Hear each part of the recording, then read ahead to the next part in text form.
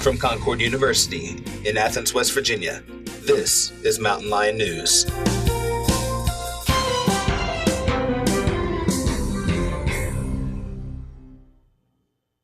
Hello and welcome to Mountain Lion News. I'm Erica Garnes, and if you are looking for something to do on the Campus Beautiful, look no further. Here's Monica Hutchins with Campus Connection.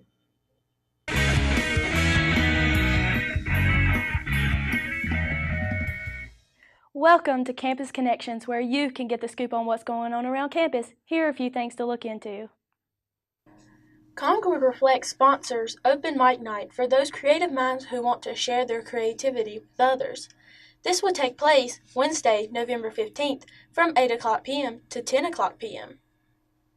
Salvation Army Christmas Angel Tree will take place from November 17th till December 15th and will stay in the main lobby of the Student Center all day. So come out and grab your angel.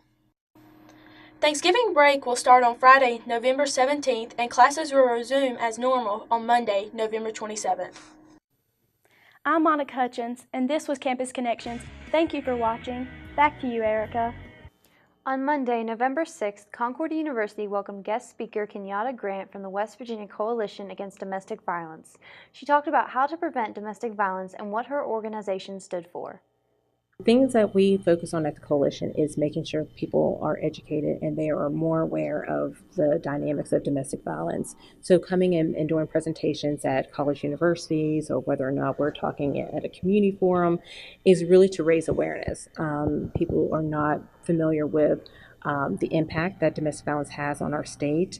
And so one of the things that we like to come is talk about how to define domestic violence, what are the tactics of control that are used to maintain domestic violence within a relationship, and also not only focus on that, but focus on things that make up a healthy relationship. So people don't walk away with this feeling of negative, but also what are some things, some positive things that you could look forward to in a healthy relationship.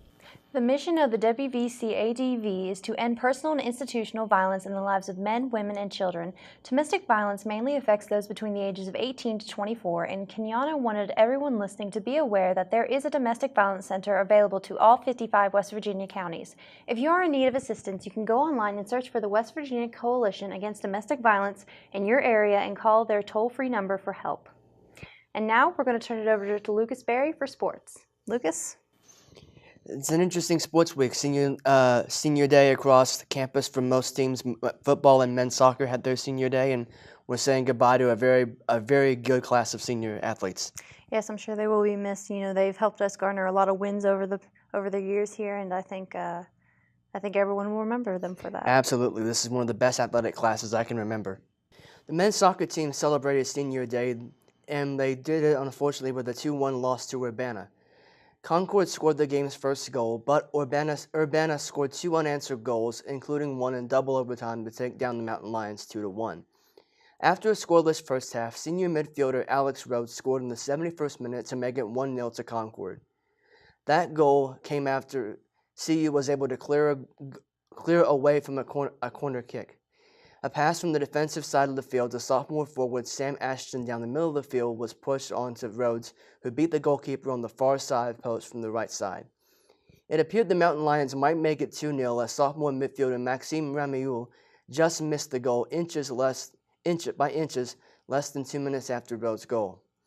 After consecutive good looks by Rhodes in the 75th minute, Urbana tied the game with a goal in the 76th minute.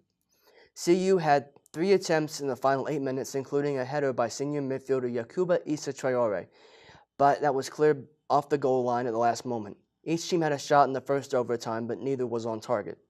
Urbana scored the game-winning goal 2 minutes into the second overtime.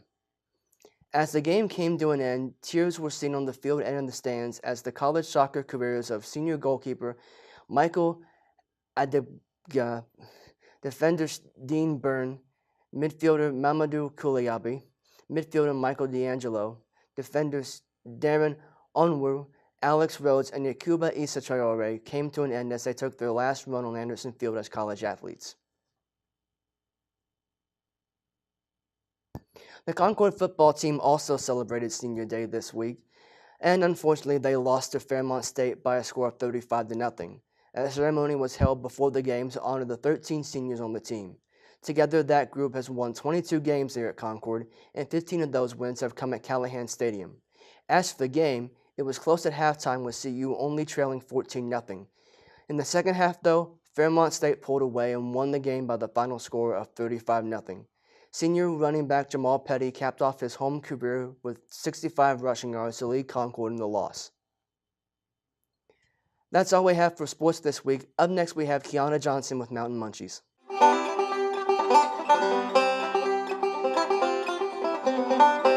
Welcome to this week's segment of Mountain Munchies. I'm Kiana Johnson, and today we're going to change it up a bit and take a look at a sweet spot that is undeniably delicious. Coal Country Candies, located in Princeton, West Virginia, opened up for business September 23rd of this year. But this isn't the first time that Coal Candies has been available to the public. The owner, Lisa Dawn, also owns a manufacturing business called Lisa Dawn Delights. Her candies from this business are sold in large chain grocery stores, such as Kroger and Grant's, across 4 different states. Lisa Dawn opened her store up in Princeton, not only for the community, but also so that one day her son, who was born with cerebral palsy, will have a place to work. The owner also offers Coal Country Candies as a place where people with special needs in the community can be trained and prepared to work at a job. The most popular of the treats that are sold at the store are the Coal Candies, which are available in 10 different flavors, such as watermelon, butterscotch, strawberry, and orange cream. The truffles, also known as Little Bites of Heaven, which comes in the flavors of red velvet cream cheese, chocolate mint, orange creamsicle, caramel apple, and chocolate, have also become a customer favorite. Those aren't the only goodies to choose from. Coal Country Candies also sells an assortment of homemade cookies, fudge, cupcakes, cake pops, pepperoni rolls, and candied apples. They even have Yoder's Country Kettle Clover Honey, as well as homemade red raspberry, grape, and blackberry jam. Coal Country Candies are open Monday through Saturday, 10 a.m. to 7 p.m. And if you're ready to come try the delicious treats offered at this location, you can find them at 957 Mercer Street. Parking will be located in between Coal Country Candies and New River Community College. After having one of their Oreo truffles, I can definitely say that this place is worth a try. Well, that's all I have for this week's Mountain Munchies, but stay tuned because after the break, MLN's Lucas Berry will be sitting down with boys basketball head coach for Concord University.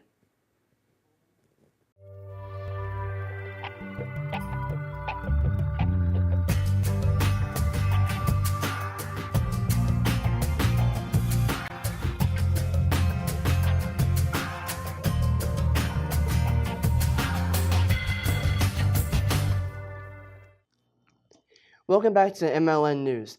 I'm sitting here with head men's basketball coach Todd May. Coach, thanks for joining me today. Lucas, I appreciate you having me in today. Let's get right to it. You are entering your second season as men's basketball coach. What lessons can you take from your first season and apply them to this season? The main thing, and it's probably twofold with those. Last year, previous year coming off a Mountain East Championship, I probably put a lot of undue pressure upon myself, and that kind of went down to the guys. So this year I've tried to take a lot more relaxed approach to it. Still instilling the things we have to put within our program, but not putting as much pressure on myself, and therefore not putting as much on with the guys. And secondly is just making sure that every day we try to cultivate our culture. Just how we do things on a daily basis. I thought last year, being my first year, I thought those things would just kind of take care of itself. And, guys did a decent job with it, but I've got to do more with it on a daily basis of just making sure that, the things that we instill in our kids every day are reinforced, and we talk to them about them and try to make sure we cultivate those on a daily basis and not allow it just to be done by the seniors and some of the upperclassmen. You mentioned culture. You've got a great chance to instill that because you have 9 freshmen on this team. Yeah. What challenges are there to coaching such a young team? Luis, the main thing, I guess, with all those young kids is just the fact of them coming from high school, they were always the best player.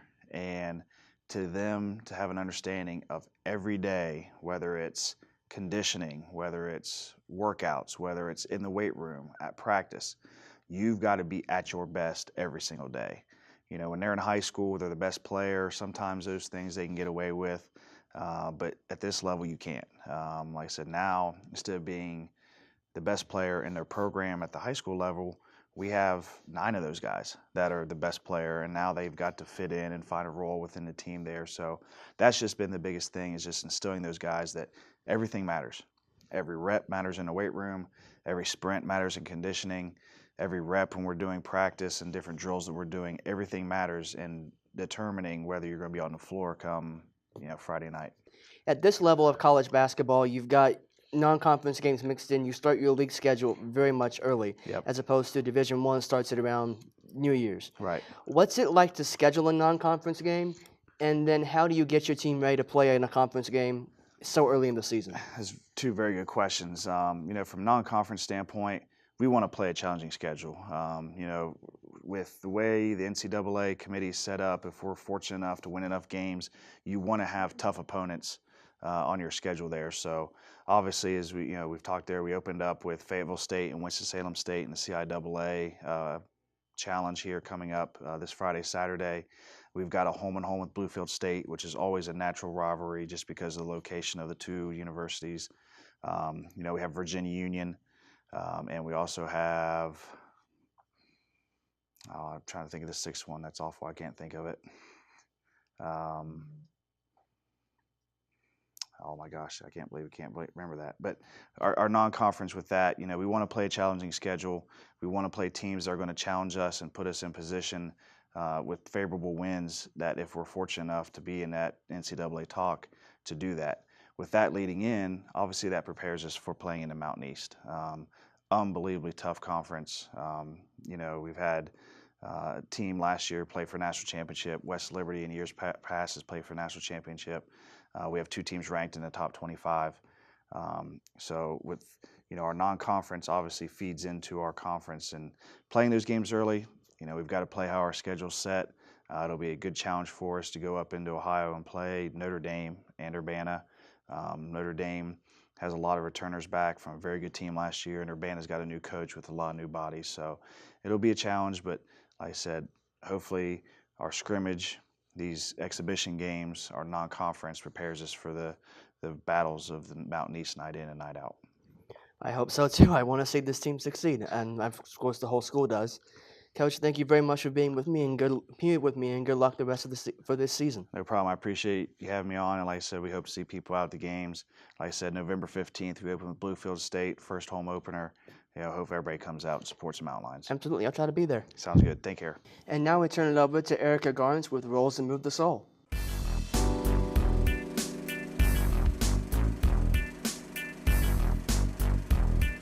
Thanks, Lucas, and welcome to a new installment of Roles That Move the Soul. Today, I'm going to be talking about a movie that hit theaters last Friday and is already dominating the box office by earning more than $220 million in just its first week. I'm talking about Thor: Ragnarok, the 3rd installment to the Thor series alongside the Marvel Cinematic Universe. This movie is promising to be the most entertaining of Thor yet.